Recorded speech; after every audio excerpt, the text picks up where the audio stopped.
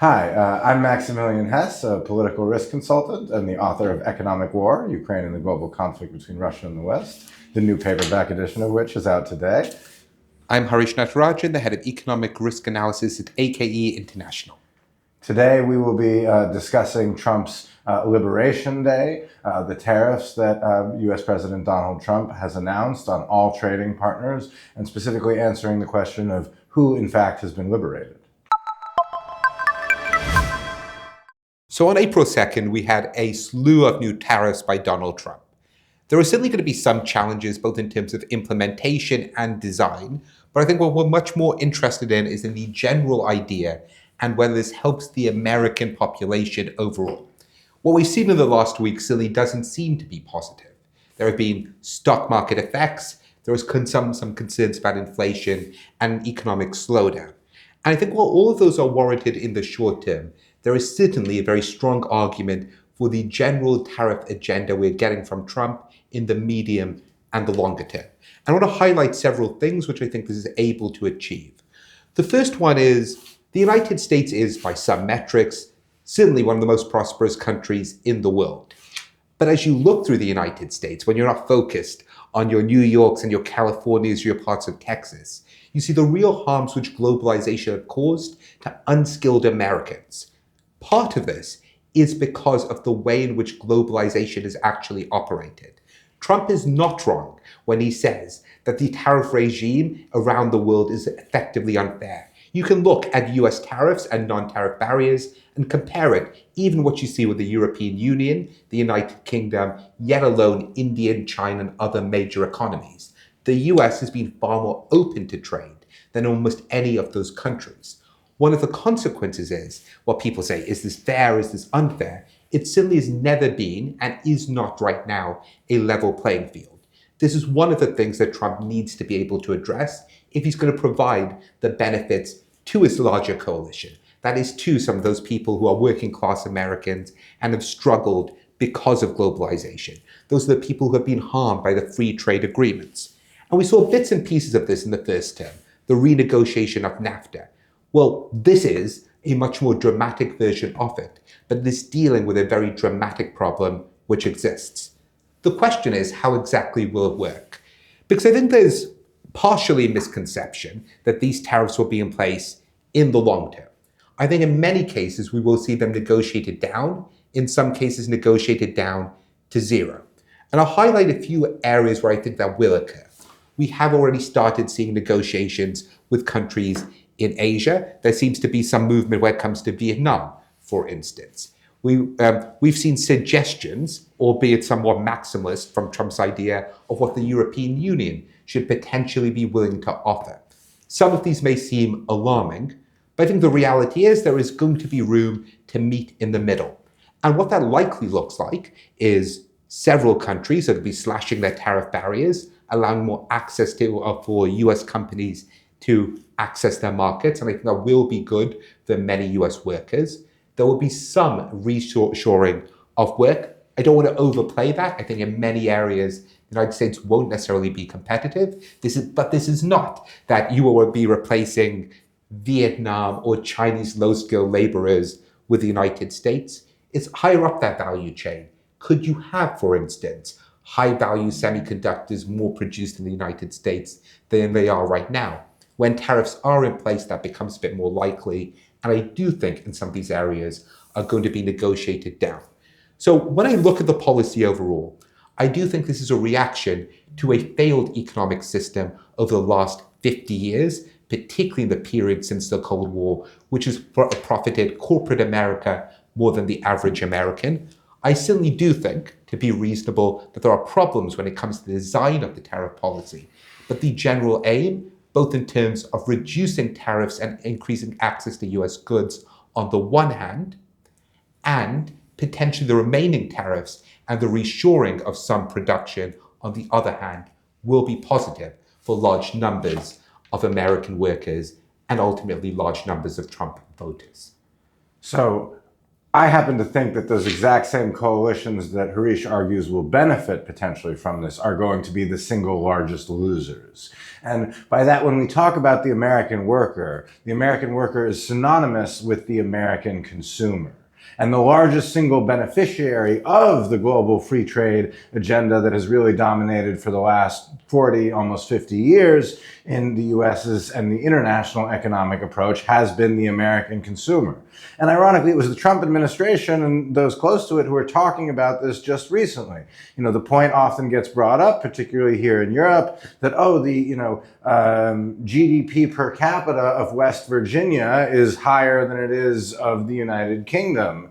Or that, if you took out London, that the GDP per capita of the United Kingdom would be all the way below even Mississippi, one of the lower states in the United States. And, this is really the magic that this global free trade agenda and the US's approach to low tariffs has allowed. So, if you go to rural West Virginia, to places that are frankly really left behind in terms of their industrial production, or we're still struggling with the remaining coal and the environmental and societal impacts therefrom, and the depopulation of some of those areas in the adjacent Rust Belt, certainly there have been, very large losers. But Donald Trump is trying to rebuild something, it sounds like, that cannot be rebuilt while taking away those key benefits, right? And so the American consumer is the most car-dependent consumer anywhere in the world. The largest tariffs that he's put on specifically are not on a country basis on automotive production, and then directly targeted even the automotive production that happens in Canada and in Mexico. And that this has been done in a slapdash and haphazard way is obvious, because another area that has been affected by tariffs are even the few parts of aircraft manufacture that Airbus, the European giant, has agreed to do in the United States through previous trade wars. Those inputs are being hit by tariffs that they get shipped to the United States to be built into final products, which will likely lead to the loss of some of the remaining high-quality industrial jobs that exist if they are not exempted going forward. But, this pain for the American consumer is really going to hit very hard, and they are going to be hit with the highest inflationary prices, because what we saw after COVID in particular was, of course, the subsequent Russian invasion of Ukraine. The massive increase in energy prices caused a global supply shock and caused a lot of prices to spike. But the really big factor actually came in some ways on the demand side, where you had this so-called bullwhip effect, where factories had been running at decreased production, then got in very large orders at the end of COVID. That's how you ended up with shortages of key chips for automotive parts and other areas. And that's what really drove inflation, particularly in the United States, which was arguably the most insulated place from the at least economic shock of energy prices that came in 2022 to be so high and so sustained, and still is a factor in why the U.S. has had some difficulties bringing down inflation over the last 2 years. And we are now going to see the start of a new bullwhip. So this new large shock at the beginning, as we see trade partners adjust, we see response measures come in. We'll talk a little bit later about what some of those likely responses are and debate those issues. But this is going to be really, really painful for them. And, I think the last part that I would say is, it is to me quite obvious that Donald Trump doesn't plan to end up with some zero free trade environment, and that this is some kind of negotiating strategy. Because one, Donald Trump has talked about putting automotive tariffs on European products since the 1980s. I think this is what he really, really believes. Even countries with which the U.S. has a net surplus in terms of goods trade, because Donald Trump's administration has just negged services out of all these statistics, like Australia, even they have been hit with a 10% import tariff. So, we will see, I think, at the very minimum for the end of the year, the U.S. move from something like a 2% average tariff at the beginning of the year to a 10% tariff, a cost. And, as many have said, this is the largest tax increase in the United States since the 1960s. So there's Americans who will end up paying that tax. But finally, that even when you did have presidents like Ronald Reagan who were firm believers in free trade, we saw Reagan, for example, give this famous speech that the Chinese embassy just tweeted out yesterday, where he talked about the wonderful benefits of free trade. But he was giving that speech in response to explaining why he had put tariffs on Japanese semiconductors because they had access to They were barring access of U.S. products to their market. And Reagan certainly did enable the world to move to larger free trade, but we had a much closer alliance with Japan at the time, a more effective economic and political alliance. We did later negotiate the Louvre and the Plaza Accords around the Japanese currency under the Reagan administration. But those tariffs never actually went away because that coordination problem was so difficult. And I'm sorry, the idea that the Trump administration can overcome those coordination problems with not just our closest allies, but literally everybody in the world at the same time is fanciful, even if one does argue that Donald Trump is moving towards or hopes for a zero free trade world. So, I think the reality is that this is a policy that's going to be here to stick, and the American consumer, and therefore the American population, will be poorer at the end of this year than they were at the beginning, and that is the first time we've ever seen that be a direct, intentional result of the president's policy. I think it's worth picking up at 2 points there. The first one of these relates to tariff exemptions. I think this is partially about policy design and implementation. It certainly was a big bang. I think there's an important question as to will we get those exemptions for intermediary goods. I suspect this is what is being discussed right now.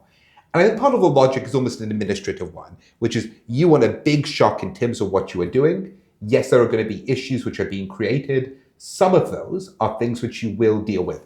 But I do want to broadly agree with you, which is you are not going from a 2% US average tariff to a 0%, much more likely in the 10% range.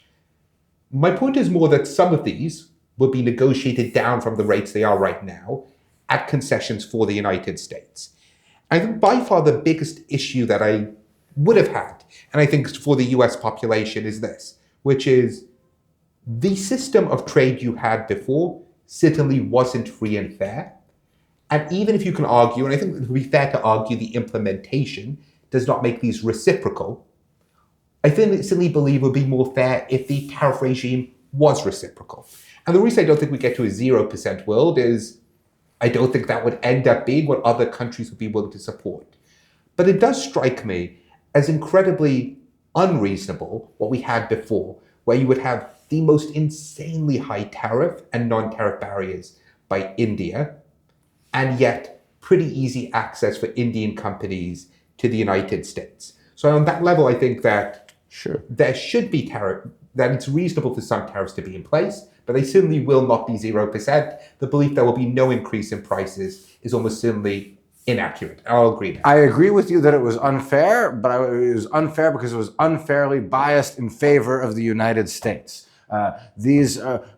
The tariff barriers those countries have put in, whether it be Europe, whether it be India, have only negatively impacted Indians and Europeans. The U.S.'s decision not to have those kind of barriers has been incredibly beneficial for America and American consumers. This is the policy that has led to American exceptionalism. This is the policy that has led to overall the dollar being in such demand globally that has given the U.S. so-called exorbitant privilege, the ability to run deficits and the like without any major concerns up until now. If that goes away in the future, that will impoverish Americans far more than the tariffs themselves.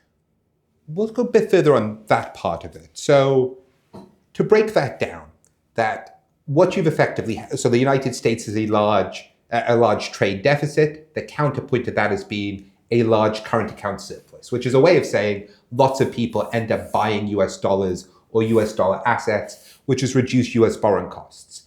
This has certainly been beneficial to those in the United States who are able to borrow. That, of course, includes the federal government overall. America has the best access to consumer credit of any country in the world. They literally send you credit cards in the mail you don't ask for. But this, I think, to some degree, is the problem, which is what level of debt is actually reasonable and sustainable. This is not going to be an elimination of the privilege or the dollar's importance in the global economy. It's a reduction of it, or will probably lead to a reduction in the dollar, slightly higher due to market reasons interest rates. I think that is reasonable and fair, and that is going to be an issue. I actually think that is a necessary medium-term structural change. And this is where I think we probably have the core of the disagreement, which is the American consumer and the American worker. Of course, they that every worker is also a consumer. That was Henry Ford's whole idea. Every consumer is a worker. But here's the thing, which is when you don't have a job, how much more are you harmed by the way trade has been structured in a globalized world than you are benefited by the opening America has had trade? 4% unemployment and below for the last few years, and Donald Trump moves are going to increase unemployment. And this is where I think there's also there's a statistical problem with this, which is what's unemployment and what is non-employment. Sure. How many Americans have dropped out of the labor force? And it's sometimes hard to whether we think what we would attribute to Donald Trump or not, but maybe to go back to the administration, we can take this from J.D. Vance, which is these are the groups he talks about. This is what his book's ultimately about. Unemployment, I think, can be very distortive if half the population decides not to work. That's a problem, whether or not they are seeking work or not. And I think that's part of the group which we need to re-engage or needs to be re-engaged in the workforce. I am not going to claim all of them will be re-engaged, but I think this is a move towards improving the lives of at least some of them. There is and I think it is fair that prices will rise 5, 6, 7%, maybe in some areas, maybe lower in some areas, maybe higher in other areas. That's going to depend on the formulation and exemptions which are put in place. But I think that's the constituency which gains. And yeah, there are benefits of globalization for Americans, but the harms of that globalization those benefits are diffuse, and those harms are very concentrated amongst groups and not small groups. It's not that they're unemployed statistically, it's that they are totally out of the labor force. And I think to me, the core question is, how much does this policy end up helping them? This is what I think are very fair criticisms as to there will be an inflationary effect. Some prices are going to rise. And how do you compare the two against each other? And there might be an increase in borrowing costs. Is that a good or that is probably negative, but I don't think it is a significant negative given the reality of the US economy.